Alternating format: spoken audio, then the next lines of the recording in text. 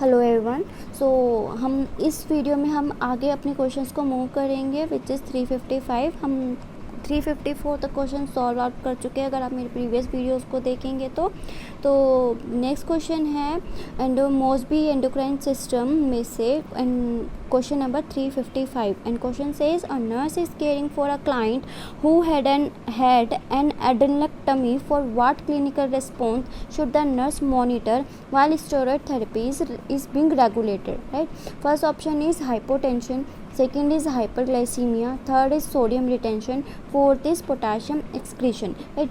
तो मॉसबी के क्वेश्चंस को सॉल्व करने के लिए हमें लैंग्वेज समझना बहुत इंपॉर्टेंट होता है, तभी हम क्वेश्चन का आंसर कर पाएंगे। क्वेश्चन कहता है एक नर्स है वो केयर कर रही है कौन से पेशेंट के जिसको एडेनोलेक्टमी हुआ है, तो इसके क्लिनिकल रिस्पॉन्स में नर्स जो है क्या जब वो स्टेरॉइड थेरेपी दे रही होगी रेगुलेट कर रही होगी तो नर्स कौन सी चीज़ को मॉनिटर करेगी। राइट। तो इनडायरेक्टली क्वेश्चन क्या पूछ रहा है, एडेनोलेक्टमी करने की वजह से कौन से क्लिनिकल मैनिफेस्टेशन अराइज होंगे। राइट।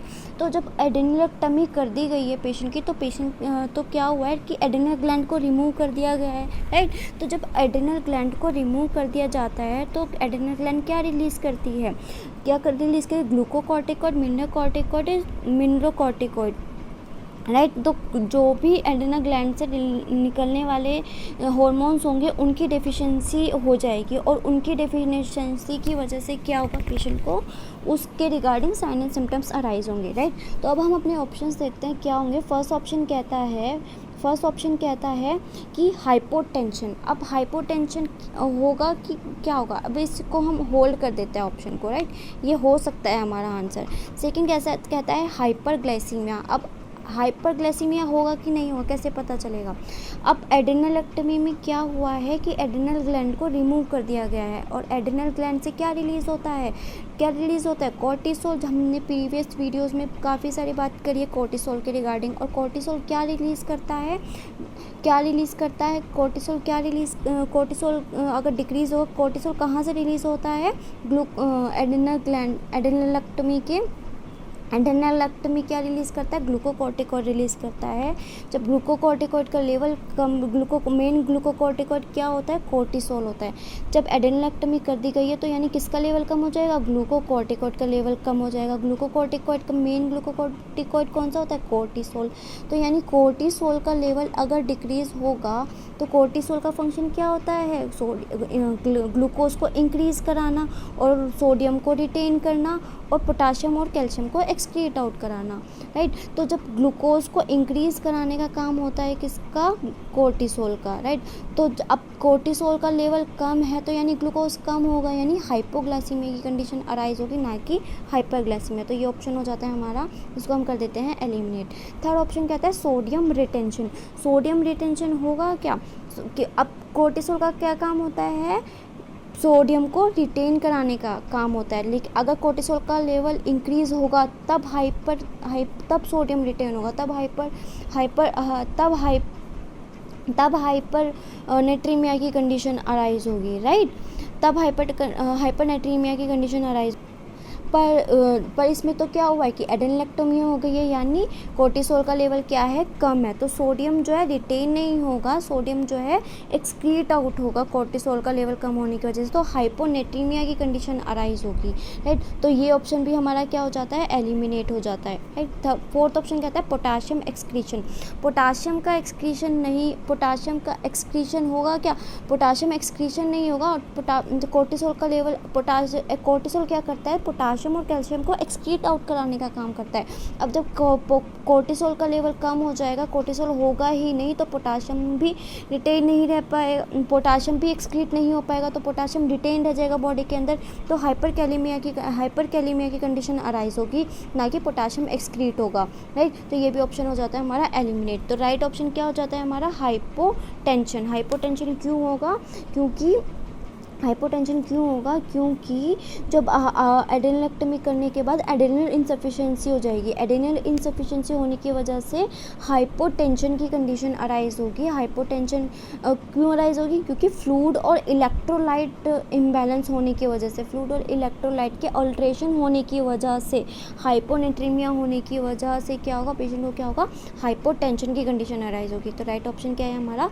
Hypotension, right. तो नेक्स्ट क्वेश्चन है हमारा question number 356 and question says a client who has just had an adrenalectomy is told about a death in the family and become very upset.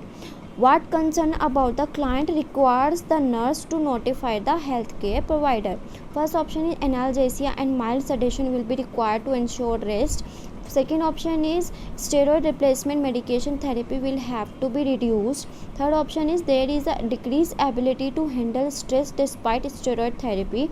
Fourth option is feeling of exhaustion and lethargy may result from the emotions stress, right. तो question क्या कहता है? एक client है जिसको अभी एड्रेनलेक्टमी हुई है और उसको बताया गया है कि about death is told about है, उसको डेथ के बारे में बताया गया है फैमिली को एंड बिकम, और वो बहुत बहुत अपसेट, बहुत दुखी है इस बात को सुन के, राइट। तो इसके कंसर्न में जो है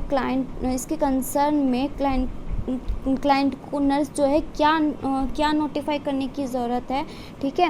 हेल्थ केयर प्रोवाइडर को क्या नोटिफाई करने की ज़रूरत पड़ेगी, राइट, क्लाइंट को, राइट। तो फर्स्ट ऑप्शन कहता है analgesia and mild sedation will be required to ensure rest. तो जब तो क्या होता है, जब एड्रेनलेक्टमी इंसफिशिएंसी होने की, जिसको भी एड्रेनल इंसफिशिएंसी होती है उसको क्या ज़रूरत होती है? उसको हायर स्टेरॉइड थेरेपी लेने की ज़रूरत होती है। तो हायर स्टेरॉइड थेरेपी लेने की ज़रूरत होती है तो ये क्या करेगा? ये स्टेरॉइड थेरेपी जो है इसके अमाउंट को इंक्रीज़ करने की ज़रूरत होती है जब भी स्ट्रेस की कंडीशन अराइज होती है। क्योंकि ये क्या करता है, क्योंकि एड्रेनलेक्टमी करने के बाद बॉडी के अंदर स्टेरॉइड्स प्रोड्यूस नहीं हो पाएंगे, राइट। तो इसकी वजह से स्टेरॉइड थेरेपी को इंक्रीज़ करने की ज़रूरत होती है स्ट्रेस के टाइम पर। ग्लूकोकॉर्टिकॉइड लेवल को इंक्रीज़ करने की ज़रूरत होती है एड्रेनलेक्टमी करने के बाद जब भी स्ट्रेस की कंडीशन अराइज होगी। तो इसी से हम अपना आंसर लगा सकते हैं। तो फर्स्ट ऑप्शन कहता है analgesic and mild sedation will be required to ensure rest.